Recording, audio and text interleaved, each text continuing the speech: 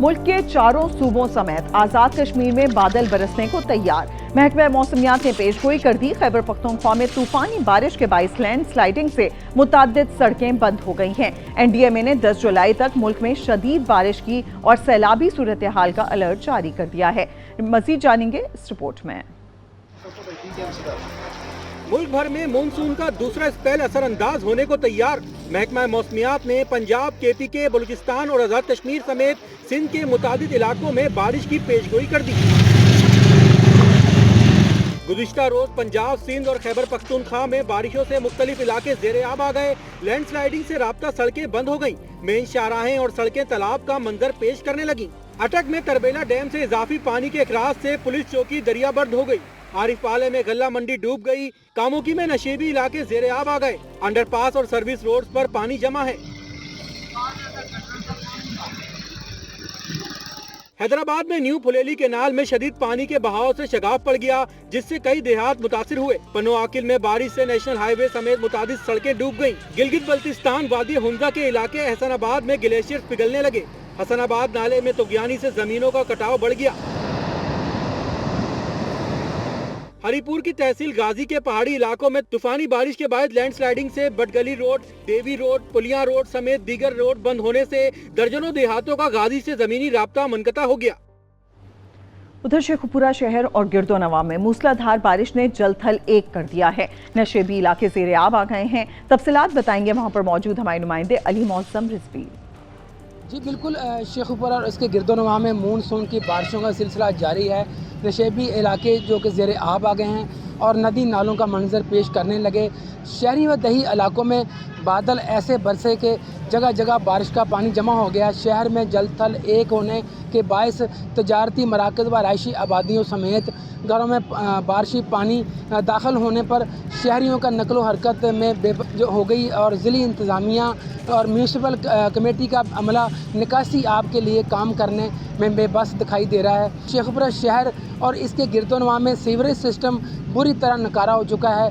इस बदहाली की इससे कबल भी कई बार जो कि निशानदेही की गई है, जिसे फ़ाल बनाने के लिए अभी तक कोई मरबूत लाए अमल मरतब नहीं किया जा सका। आरिफवाला में गुज़िश्ता रोज बरसने वाली बारिश ने इंतजामिया की नाकिस कारकर्दगी का पोल खोल दिया है। 1 घंटे की बारिश ने गल्ला मंडी को डबो दिया। तफसीलात बताएंगे राना नफीस। आरिफवाला में गुज़िश्ता रोज बरसने वाली बारिश ने इंतजामिया की नाकिस कारकर्दगी का पोल खोल दिया। 1 घंटा बरसने वाली बारिश ने गल्ला मंडी को डुबो कर रख दिया। गल्ला मंडी में 1.5 से 2 फुट पानी जमा हो गया है, जबकि सड़कें तालाब का मंजर पेश कर रही हैं। किसानों की कीमती ज़रिए जनाज़ बरसाती पानी में डूब गई हैं, जिससे किसानों को भारी नुकसान होने का अंदेशा है। जबकि बारिश को थमे कई घंटे गुजर गए हैं, लेकिन बल्दिया की इंतजामिया ने अभी तक इससे कोई खतरनाक इंतजाम नहीं किए। जी मंडी बहाउद्दीन में हालिया बारिशों से दरियाए जेहलम में पानी की सतह में इजाफा हो गया। पानी की आमद 8000 क्यूसेक है। रसूल बैराज पर मौजूद हैं। मजीद तफसीलात लेंगे रिजवान नियाजी से। रिजवान, आगाह कीजिएगा। जी बिल्कुल, इस वक्त मैं मौजूद हूँ दरियाए जेहलम के मुकाम रसूल बैराज पर, जहाँ पर हालिया होने वाली बारिशों से जो पानी की आमद है वो रोज़ ब रोज़ उसमें इजाफा देखने में आ रहा है। यहाँ पर हमारी जो रसूल बैराज की इंतजामिया से बात हुई है तो उनका यही कहना है कि यहाँ पर इस वक्त तकरीबन 8000 क्यूसेक पानी की आमद है, जबकि अखराज सिफर है। और उनका ये भी साथ साथ कहना है कि जैसे ही ये पानी जो सी है ये 3.5 लाख क्यूसेक से तजावज़ करता है तो हम जो करीब जो देहात हैं 10 से 15 देहात हैं उनको हम अलर्ट जारी कर देते हैं। जब हमारी बात इसी सिलसिले में जब हमारी बात ज़िले इंतजामिया से हुई है तो उनका कहना है कि हमने इस सिलसिले में मॉक एक्सरसाइज कर ली है और तमाम महकमों की जो कारकर्दगी है उसको हमने देख लिया है, और जैसे ही कोई इस तरह की आगामी सूरत हाल बनी तो हम अलर्ट जारी कर देंगे। जी शकरगढ़ में नाला बई में तुगयानी से दरमियाने दर्जे का सैलाब है। इंतजामिया ने लोगों को गैर जरूरी नालों के करीब जाने से रोक दिया है। तफसीलात बता रहे हैं राना इश्तियाक। जी बिल्कुल, जम्मू कश्मीर के संगम से आने वाला पाकिस्तान के हदूद में शकरगढ़ के मुकाम पर नाला बई में इस वक्त दरमियाने दर्जे का सैलाब है। नाला बई में तुगयानी आने की वजह से इस वक्त पानी की जो हद है वो बढ़ती जा रही है। नाला बई के इतराफ में जो आबादी है उसको इंतजामिया की तरफ से हाई अलर्ट कर दिया गया है। यहाँ पर भी मेडिकल कैंप और रिलीफ कैंप लगाया गया है। ताकि किसी भी नागहानी सूरत हाल से निपटने के लिए शकरगाड़ में शहरियों को फौरी तौर पर रेस्क्यू किया जाए और उन हालात से निपटा जा सके। ताकि जब हमारी पीडीएम से बात हुई तो उनका कहना है कि शकरगाड़ में जो नाला बही में जो सैलाब है वो भारत में जम्मू कश्मीर पहाड़ों पर बारिश होने की वजह से दरमियाने दर्जे का सैलाब है। जब ये पानी की सतह कम हो जाएगी तो ये जो पानी है दरिया रावी में दाखिल हो जाएगा। जी। जामशोरों में बारिश के 2 रोज बाद भी बिजली बहाल ना हो सकी। कोटरी साइड के अवाम को शदीद मुश्किलात का सामना है। तफसीलात बताएंगे दीदार अली मल्ला। जी बिल्कुल, जामशोरों में 2 दिन पहले कबल बारिश हुई थी, जिसके बाद बिजली का जो निज़ाम है वो मुकम्मल तौर पर बंद हो चुका है। जबकि जामशोरों के दीगर इलाकों समेत कोटरी के साइड के मुख्तलिफ इलाकों में कहीं जो बिजली की लोड शेडिंग है तो कहीं मुकम्मल तौर पर बिजली बंद की गई है। इस वक्त एक दुकानदार भी हमारे साथ मौजूद है, उनसे बात करते हैं कि क्या कहेंगे इस लोड शेडिंग के हवाले से। यहाँ पे गुज़िश्ता 2 दिनों से ट्रांसफार्मर की लिंकें उतार के ले गए हैं।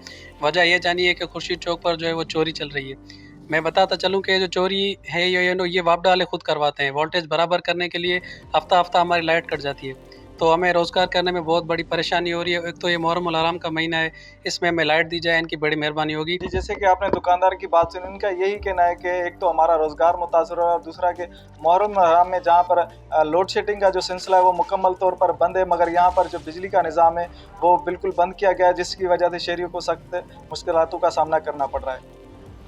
और अभी आपको बताएं, टंडो मोहम्मद खान के गांव नूराई शरीफ में फुलेली नहर के RD 122 में पड़ने वाला शिगाफ ताहाल पुर नहीं किया जा सका। तफसीलात बताएंगे मोहम्मद अंसार।